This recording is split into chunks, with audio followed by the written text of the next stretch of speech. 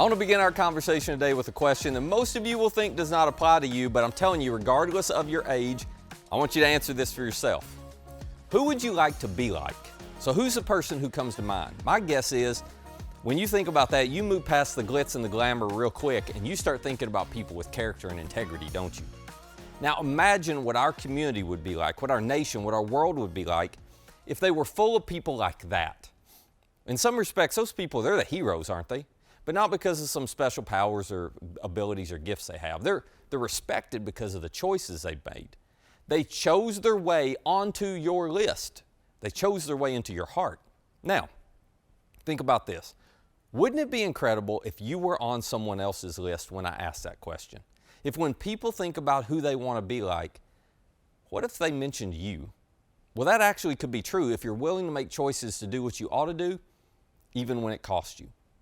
Welcome so much to Journey at Home. We are thrilled to have you here, where our goal is to inspire you to follow Jesus and help you be better at life. This is week 4 of the series we're in called The Perfect Guide for Life, How Integrity Brings Clarity and Courage. So I want you to hit that subscribe button and notification bell, and then we're going to jump right in as we continue this series. See, we all say we value integrity, but it is much harder to live with integrity because sometimes I'd rather look good than be good, if I was honest. And sometimes I'd rather get what I want now than have integrity and have to wait for it. I'd rather satisfy an appetite for more today instead of having integrity tomorrow. So there's always a temptation to trade what I value most for something I have an appetite for right now. That is why we've defined integrity this way. Integrity is doing what you ought to, even when it costs you. It's the resolve, it's the courage to do the right and the noble thing, regardless of the consequences, to just do it because it's the right and noble thing to do. And that kind of integrity is personal, but listen, it's never private. I mean, let's not kid ourselves. Our lack of integrity never remains private. Its effects never stay within the confines of our own hearts. That weight, when we break our integrity, it gets transferred to the lives of the people around us. Our irresponsibility becomes their responsibility. That's not fair, but it's a fact of life. There's always a price to pay when we give our integrity away. But the good news is the opposite's also true. You live with integrity, and the benefits of that spill over onto all the people that you care about the most. King Solomon actually referenced this in the verse that's been the theme verse for this series. He said, the integrity of the upright, the people who sit up straight, they stand and they look ahead, they think long term. Well, the integrity of the upright is going to guide them, but the crookedness of the treacherous will destroy them. So people with integrity, they decide to make integrity the primary decision-making filter in their life. It's their guide. They're going to be guided by it, and they're going to protect it because they know the temptation is strong to violate your integrity when it's going to cost you something, when the consequences might be severe, when integrity is standing between you and what you want most in that moment. So today, I want to show you a Jewish story from the Old Testament that illustrates the easiest way to avoid all of those traps that tend to trip us up and to maintain your integrity at all costs. The story begins around 605 BC when Nebuchadnezzar, king of Babylon, he defeats the Egyptian, the Assyrian armies in a battle you may have heard of, the Battle of Carchemish. Well, he's feeling so good about himself, he thinks, why not just go ahead and conquer every nation between here and Babylon as I head back home? And so he does. And he shows up pretty soon in southern Israel, which was then called the nation of Judah, and he marches straight to the capital city of Jerusalem. And it doesn't take him a long time to conquer that city. He captures the king of Judah. He sends him back to Babylon because Nebuchadnezzar kept a king collection there. I don't know what you collect, but he collected kings, literally. Like he would get them back to Babylon, he'd blind them, he would bind them up with gold chains, and then whenever he threw parties back at his palace, he'd parade them out at his parties. Anyway, he sends this king back to Babylon to be part of his collection. And then he puts his puppet king in place, and he says, all right, you send me this much money every year, I'm going to come back, I'm going to wipe you out. And then Nebuchadnezzar grabs a bunch of souvenirs from Jerusalem to take home with him, and that's where our part of the story picks up. Nebuchadnezzar then ordered Ashpenaz, who was the chief of his court officials, to bring into the king's service some of the Israelites from the royal family and the nobility there in Jerusalem. He wanted him to choose young men without any physical defect, young men who were handsome, who showed aptitude for every kind of learning, who were well-informed, quick to understand. These young men that were qualified to serve in the king's palace, which was a really smart decision on Nebuchadnezzar's part, because whenever he conquered a group of people, he would, in essence, kidnap the best and the brightest of their sons. He'd take them back to Babylon. He'd change their names, which is a way of him showing them he owned them now. He would indoctrinate them into the Babylonian culture, and then he'd have them serve in his government. Now, for the young men, this was actually the very best outcome they could have in a terrible situation. You didn't want to be conquered and kidnapped, but if you were gonna be, then serving in the king's palace, well, that was way better than serving in salt mines or working in construction or fighting in battle. You didn't want to mess this gig up if you were a young Jewish boy. The alternative is going to be a lot worse. So when these young men get to Babylon, here's the program they entered. It says that Ashpenaz was to teach these young men the language and the literature of the Babylonians. And then the king assigned them a daily amount of food and of wine from the king's table to eat and to drink. Now, in a world where food insecurity was the norm, this was huge. They had a meal plan, right? They never had to wonder where their next meal was coming from. They were going to get to eat the king's food, the very best food, every single day. This is actually an extraordinary opportunity.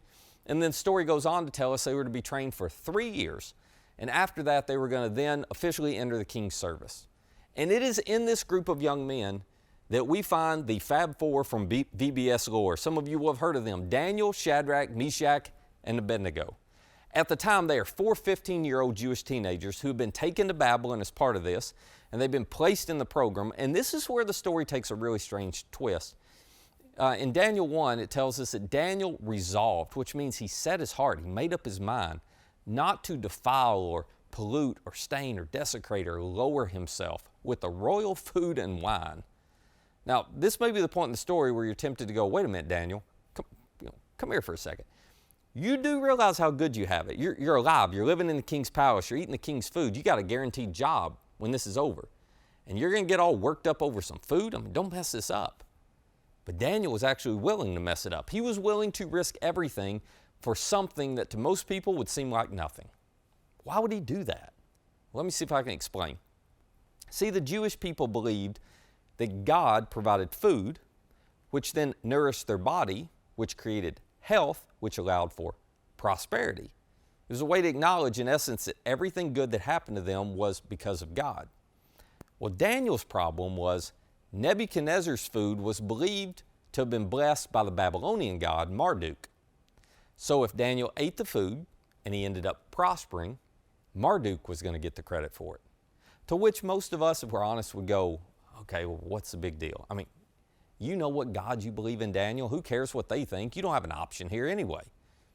But to Daniel, this small thing was a really big thing because it was a violation of one thing that he valued most. It was a violation of his integrity. And so Daniel, according to the story, made up his mind. He wouldn't play that game because he violated what he believed was right. Now, here's what I don't want you to miss. Daniel made up his mind ahead of time. Daniel made up his mind before he knew how the story was going to end, before he knew what the outcome would be, and before he was ever sitting at the dinner table in front of the food. He chose to do what he felt he ought to do, even though it was going to cost him. And we might think, don't risk your life over some food, Daniel. But you know what Daniel knew?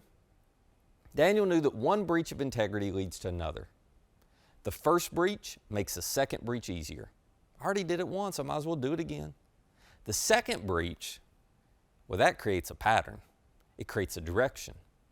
And it is our direction, not our intention, that determines our destination in life. Direction, not intention, determines the story you write, the legacy you leave. And somehow, Daniel recognized this, and so he was like, no, I refuse to violate my integrity.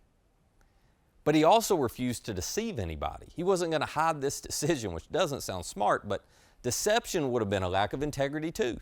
And so the story tells us that Daniel actually goes to the chief official and asks for permission not to eat the food and defile himself this way, to which if we'd have been there, we might have said, don't tell him, Daniel. It's a terrible idea. Nebuchadnezzar has no mercy for this stuff. To which I think Daniel was said, oh, I know, but I'm not putting myself at Nebuchadnezzar's mercy. I'm choosing to place myself at the mercy of God. Either God delivers me, which he hasn't promised to do, or I know I'm dead, but either way, I'm not going to lose my integrity. Now listen, here's why that's important.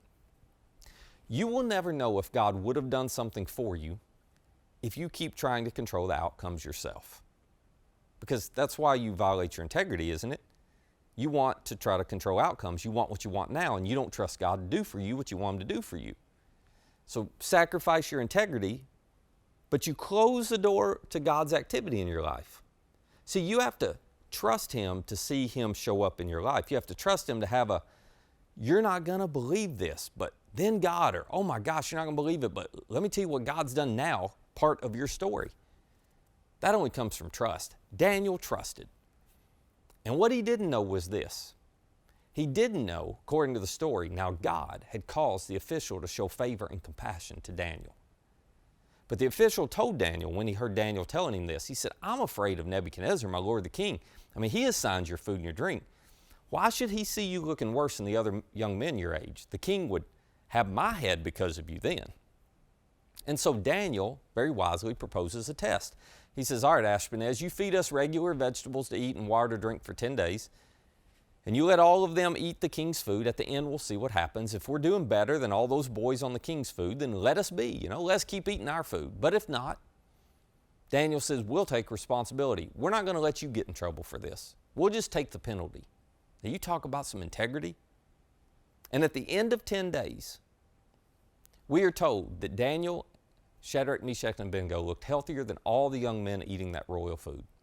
And so the chief official let them eat their diet for 3 years. And then as they were about to graduate the program, they had to go stand before Nebuchadnezzar for their final exam. Can you imagine? But Nebuchadnezzar found these 4 guys 10 times better than anybody else in the program, and he gave them all prominent positions in his government. Now, don't misunderstand. This isn't a, and they lived happily ever after message.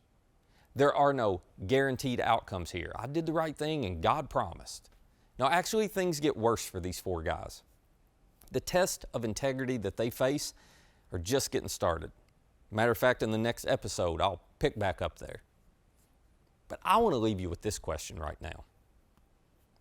Have you made up your mind ahead of time that you're going to live with integrity? To be honest, most people don't. They make their decisions one moment, one day, one opportunity, one emotion, one relationship at a time because, well, pre-deciding integrity feels too limiting. Pre-deciding integrity, it might mean I miss out on something I really want to do. And if there's no ought to, if there's no God who gives us a universal standard to live by, then if that were the case, maybe you shouldn't decide in advance. But if you choose not to decide ahead of time, you just need to know your fear of missing out is what's going to guide you. Listen, your family, our community, this world, it does not need more people who live that way. We need more people like Daniel who pre-decide their integrity is never up for sale. Daniel made up his mind ahead of time, even though he knew it might end his time, literally. So will you value your integrity that much? Will you make up your mind to do what you ought to, even when it costs you? And when you see it's going to cost you, hang on, don't let it go. Trust God. Don't try to take control, because when you place yourself at God's mercy, you are on the edge of an amazing now God moment that will be a defining moment for you and for the people closest to you. It's always worth it.